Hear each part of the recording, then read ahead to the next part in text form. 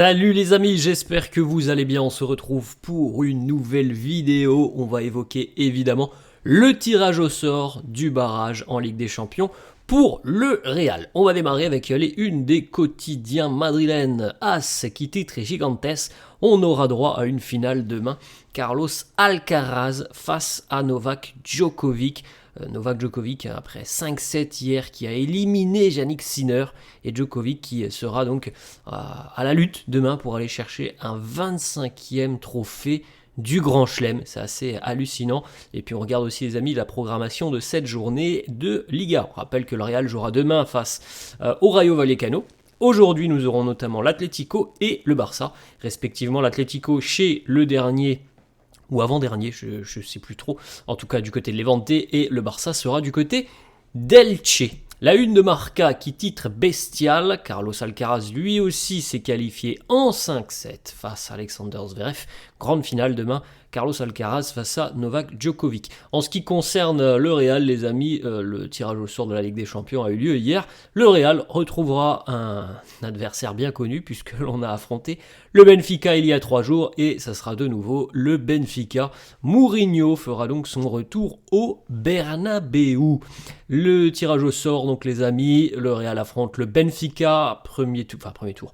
Match aller du côté de Lisbonne à l'Estadio de la Luz le mardi 17 février, donc c'est dans 15 jours à peu près.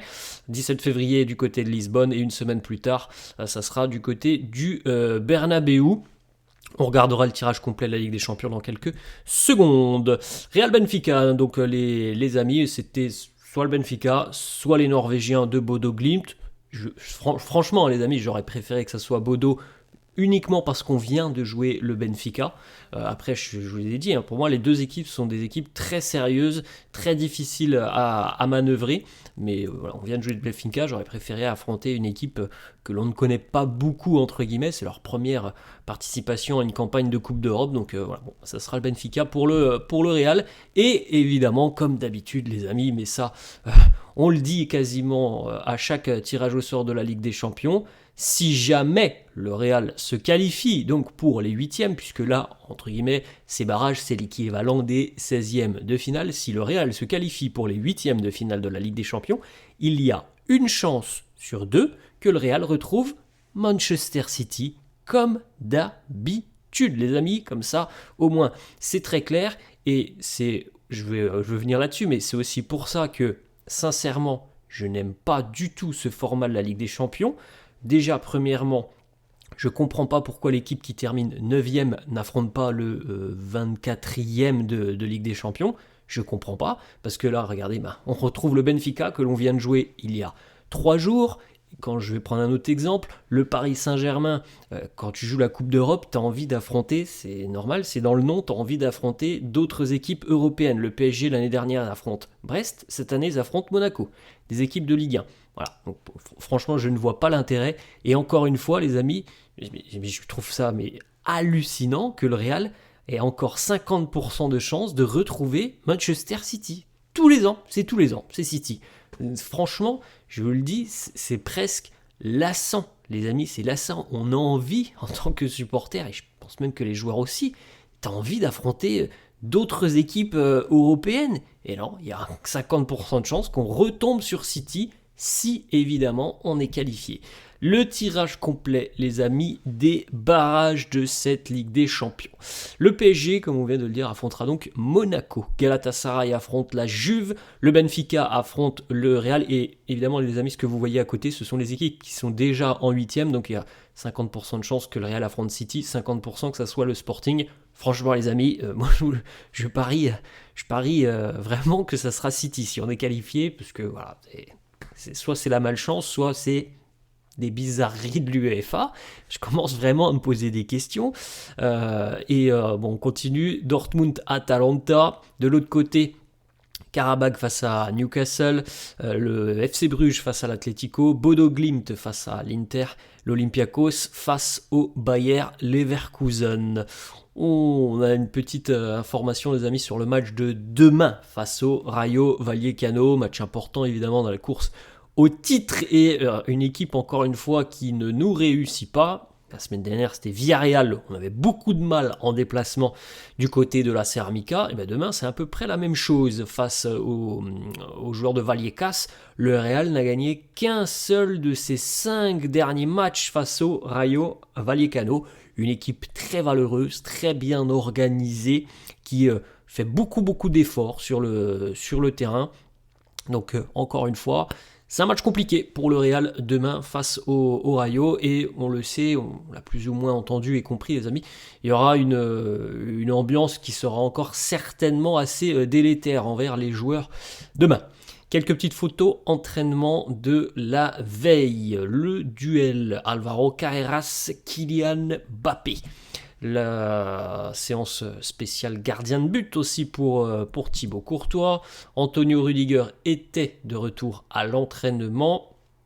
On aura la conférence de presse aujourd'hui d'Alvaro Arbeloa, je crois qu'elle est prévue en tout début d'après-midi. On ne sait pas trop pour le moment si Rudiger et Trent aussi, c'est important, seront de retour. S'ils ne sont pas de retour, il y a des chances qu'ils soient de retour la semaine prochaine. Quand je dis de retour, les amis, c'est dans le groupe, évidemment. Donc affaire à suivre. L'équipe qui a remporté l'opposition de la veille, où on retrouve Andriy Lunin, on retrouve Fran, Rodrigo, David Alaba, Brahim, ou encore Dean Huijsen. Jude Bellingham aussi au duel avec Eduardo Camavinga. On a une petite information d'El Larguero qui nous annonce que le Real commence à se faire à l'idée au final que le mercato réalisé l'été dernier, mais pas que, ce qui a été planifié déjà depuis 2-3 ans, n'a pas forcément été une franche réussite du côté du Real et des dirigeants haut placés du club. On commence à accepter l'idée que on s'est peut-être trompé sur certains profils, notamment sur le fait de ne pas trouver, et de ne peut-être pas beaucoup essayer non plus, de trouver le remplaçant de Luka Modric et de Toni Kroos, et aussi il y a des attentes qui n'ont pas forcément été contenues par les joueurs. On a Aurélien Tchouaméni, Camavinga et Arda Güler.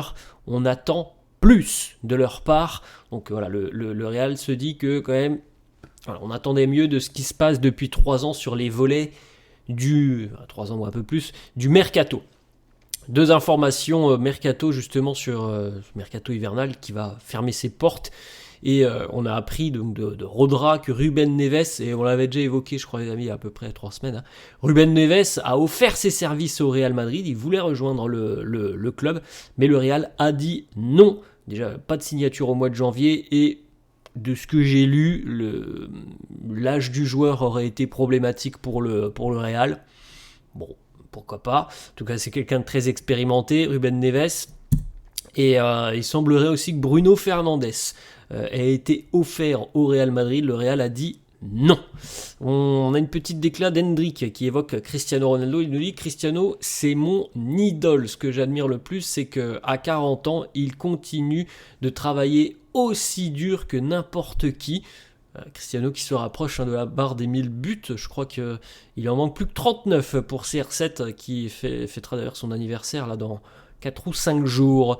Voilà les amis, la fin de cette vidéo, j'espère que ça vous a plu. N'hésitez pas comme d'habitude à lâcher un petit pouce bleu, n'hésitez pas non plus à vous abonner à la chaîne. Je vous souhaite une bonne journée et on se retrouvera demain avec des infos toutes fraîches à l'aube de cette rencontre face au Rayo Vallecano. Je vous souhaite une bonne journée les amis, je vous dis à demain. Ciao.